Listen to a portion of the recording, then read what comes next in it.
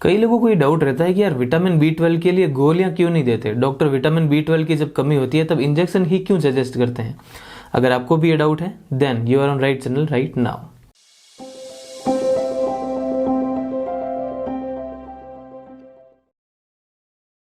Vitamin B12 deficiency. Vitamin B12 ये एक vitamin है जो कि जनरली जो भी एनिमल ओरिजिन के प्रोडक्ट होते हैं, जैसे नॉन वेज है, मीट है, या फिर अंडे हैं, एग्स है, या फिर मिल्क प्रोडक्ट्स हैं, इनमें ये पाया जाता है। ये अपनी बॉडी के अंदर सिंथेसाइज नहीं होता है तो अपने को ये बाहर से लेना होता है।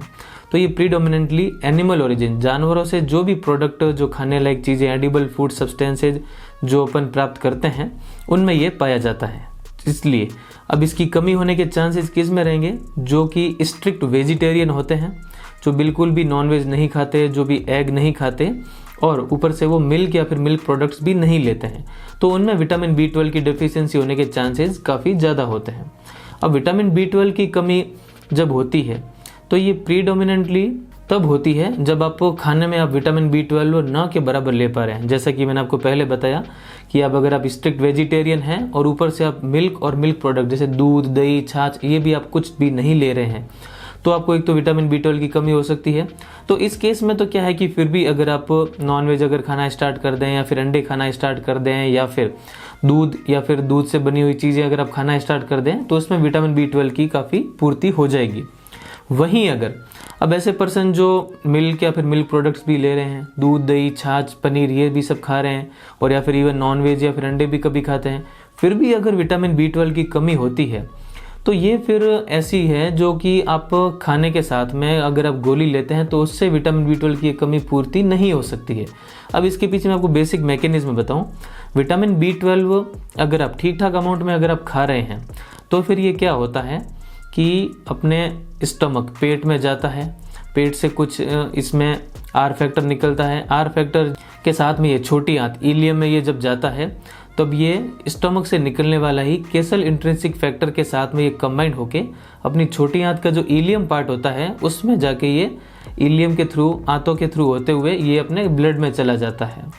अब अगर जो डाइट में ऑलरेडी विटामिन B12 ले रहे हैं और फिर भी अगर उनमें विटामिन B12 की कमी आ रही है, तो इसका मतलब ये है कि जो वो मुंह से खा रहे हैं वो उनके खून में नहीं पहुंच रहा है, वो उनकी आंतों से एब्जॉर्ब ही नहीं हो पा रहा है, वो उनके खाने से आंतों के थ्रू क्रॉस करते हुए खून में नहीं जा पा रहा है। तो अब अगर ऐसे केस में अगर आप गोली के रूप में विटामिन B12 लोगे तो फिर विटामिन B12 एब्जॉर्ब कहाँ से होगा, क्योंकि मैकेनिज्म विटामिन B12 के एब्जॉर्ब होने की मैकेनिज्म,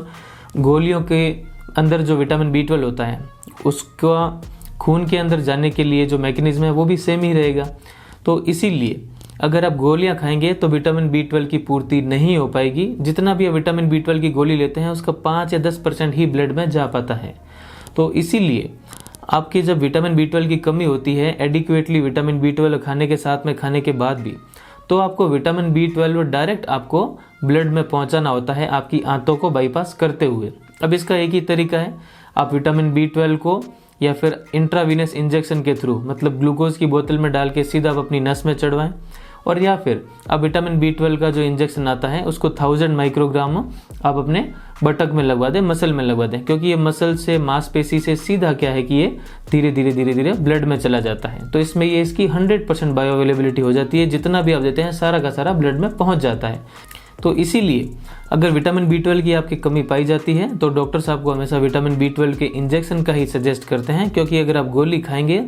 तो वो एब्जॉर्ब ही नहीं हो पाएगा, आपके खून में जा ही नहीं पाएगा आपकी आंतों से, तो वो गोलियां खाना भी सब वेस्ट जाएगा। इसीलिए आपको विटामिन B12 के इंजेक्शन सजेस्ट करते हैं, ना कि गोलियां। अगर आपको विटामिन B12 से लेकर अगर और कोई डाउट है देन आप कमेंट कीजिए, और अगर आपको ये मैसेज अच्छा लगा तो लाइक कीजिए, शेयर कीजिए, सब्सक्राइब कीजिए, and stay tuned, stay connected. Thank you.